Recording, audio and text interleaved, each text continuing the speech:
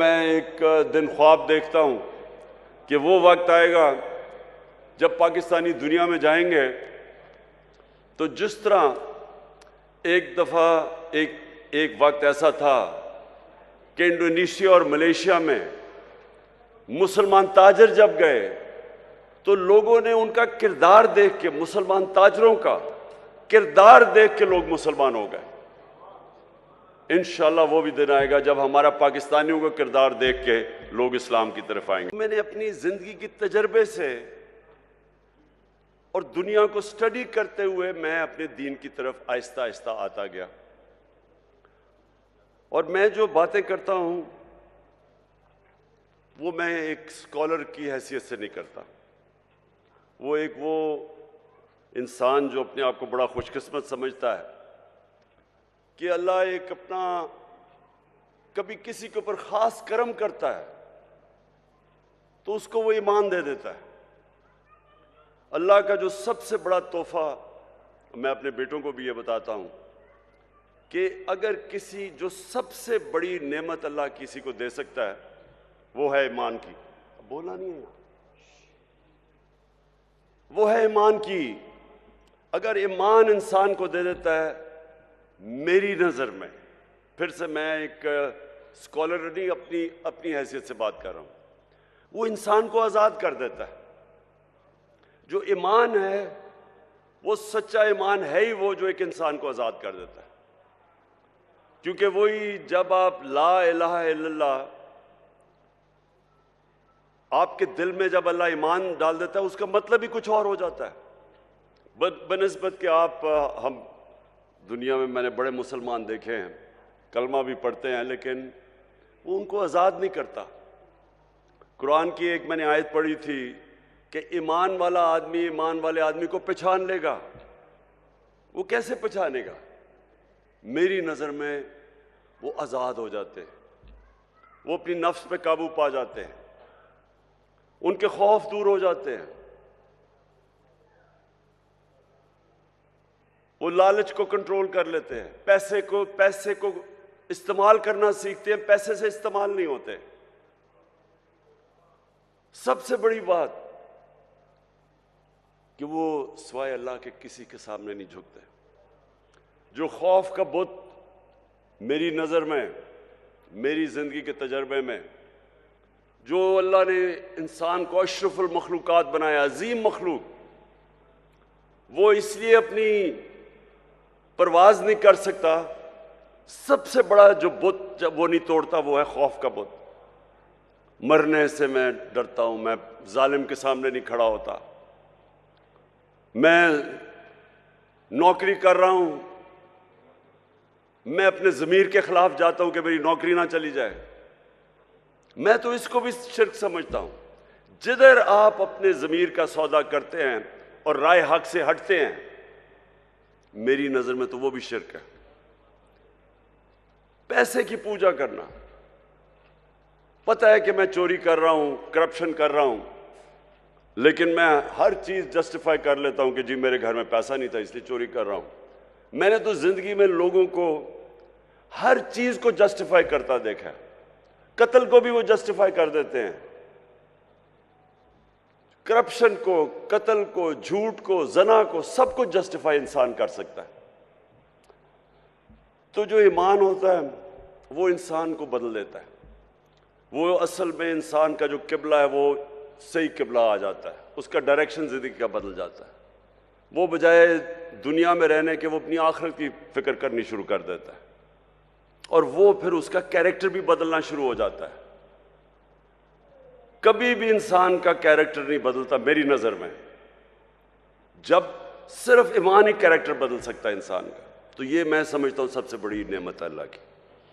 तो जब मैं वज़ीर आज़म बना और मेरा ये सारी दुनिया का तजर्बा था कि वो मुल्क जो आगे निकल गए, जो तरक्की याफ्ता मुल्क हैं, जिधर हमारे यहाँ से पाकिस्तानी मरते हैं वीज़ा लेके उन मुल्कों में जाने के लिए।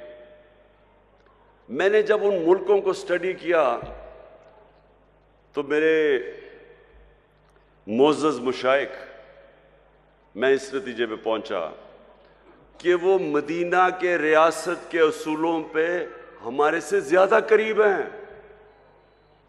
उधर अदल और इंसाफ का निज़ाम हमारे से बेहतर है, उधर उनकी मेरिट का निज़ाम बेहतर है, उधर इंसानियत का निज़ाम बेहतर है। फलाई रियासत, मैं आपको कई ऐसी रियासत बता सकता हूँ स्कैंडिनेविया में, और अगर आप कभी कभी पाकिस्तानी मिले उधर से तो उनसे पूछें कि इंसानियत क्या होती है। हमारे तो नबी सल्लल्लाहु अलैहि वसल्लम ने तब तकरीबन 1500 साल पहले दुनिया की सबसे पहली फलाई रियासत बनाई थी। उससे पहले तो कोई फलाई रियासत नहीं थी, बादशाह थी, ताकतवर के पास सब कुछ था, कमज़ोर के पास कुछ नहीं था। जो इंसानी निज़ाम और जो जानवरों के निज़ाम में फ़र्क क्या है?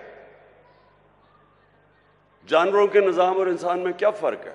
मेरी नज़र में जो अल्लाह ने अपने सारे पैगंबर भेजे थे, लाख से ज़्यादा, वो सारे एक ही पैगाम देने आए थे कि जानवरों की जो जानवरों की बस्ती होती है उसमें इंसाफ नहीं होता, उसमें जिसकी ताकत उसके पास सब कुछ है, कमज़ोर के कोई हैसियत नहीं होती उसमें, और वहाँ इंसानियत नहीं होती। जो कमज़ोर होता है वो भूखा मर जाता है। वहाँ जो इंसानी निज़ाम होता है, इंसानी निज़ाम फ़र्क ही इन दो ख़ास चीज़ों पे होता है कि वहाँ इंसानियत होती है, वहाँ रहम होता है, और फिर उधर अदल और इंसाफ होता है। ये दो बुनियाद हैं जो फ़र्क करती है हमें जानवरों से। और सारे अल्लाह के पैगंबरों का बुनियादी पैगाम होता ये है। तो हमने जो मगरब में रियासतें देखी, मुझे अफसोस से कहना पड़ता है कि मैंने पाकिस्तान में तो नहीं देखा वैसी इंसानियत, मैंने तो यहाँ वैसा इंसाफ नहीं देखा। मैंने तो मेरिट भी इंसाफ का हिस्सा है कि जो मेहनत करता है उसको उसका हक मिलना चाहिए, मैंने तो यहाँ नहीं देखा। आप देख लें, आपके ख़ानदानी ये जो दो पार्टीज़ हैं, दो ख़ानदान हैं, वो इनके ख़ानदान के अलावा कोई ऊपर ही नहीं आ सकता। ये तो मदीना की रियासत आप स्टडी करें, जो मेहनत करता था, जो अच्छे काम करता था, वो ऊपर चला जाता था। सलमान फारसी की मिसाल देते हैं, तो बाहर से आया था, उसको उन्होंने क्योंकि उस पर काबिलियत थी उसको ऊपर आना पड़ा, मेरिटोक्रेसी थी, वो इंसाफ का हिस्सा है। हमारे मुल्क में देख लें कितनी मेरिटोक्रेसी है। मैंने कह दिया कि आर्मी चीफ को मेरिट पे आना चाहिए, मुसीबत पड़ गई सारी जगह। तो यह हमारे मसला ये है कि मेरिट का मतलब ही नहीं हमें समझ। आप अगर दुनिया में मुकाबला कर लें, जिस माशरे के अंदर इंसाफ और मेरिट होता है वो आगे निकल जाएगा उस माशरे से जिसमें मेरिट नहीं होता। दो क्रिकेट टीम चले, मैंने क्रिकेट में 20 साल दुनिया में इंटरनेशनल क्रिकेट खेला। एक क्रिकेट टीम मेरिट पे सेलेक्ट होती है, दूसरी सिफारिशों की होती है। जो मर्जी आप कर ले, मेरिट वाली टीम जीत जाएगी। उसी तरह जिस मुल्क के मेरिट पे इदारे ऊपर आते हैं वो आगे निकल जाएगी। तो सबसे पहले तो इंसाफ, और फिर जो फलाई रियासत, जिधर इंसानियत होती है, जिधर आप अपने कमज़ोर तबके की फिक्र करते हैं, जिधर आप जिम्मेदारी समझते हैं कि मेरा जो लोग हैं बेचारे, जो निचले तबका है, हमारी स्टेट की जिम्मेदारी उनको तालीम दें, उनके लिए इलाज करें, उनका सेहत का ध्यान रखें, उनकी नौकरियां करें। ये आज आप यूरोप चले जाएं, बरतानिया चले जाएं, आप इन मुल्क को, अली पीछे हो, आप दुनिया में चले जाएं, हर जगह के ऊपर आपको यही नजर आएगा कि बेहतर उनका सिस्टम, सोशल सिक्योरिटी सिस्टम बेहतर है। फलाई रियासतें हैं वो। वहाँ अदालतों में जाओ, वहाँ अदालतों के अंदर कमज़ोर से कमज़ोर आदमी की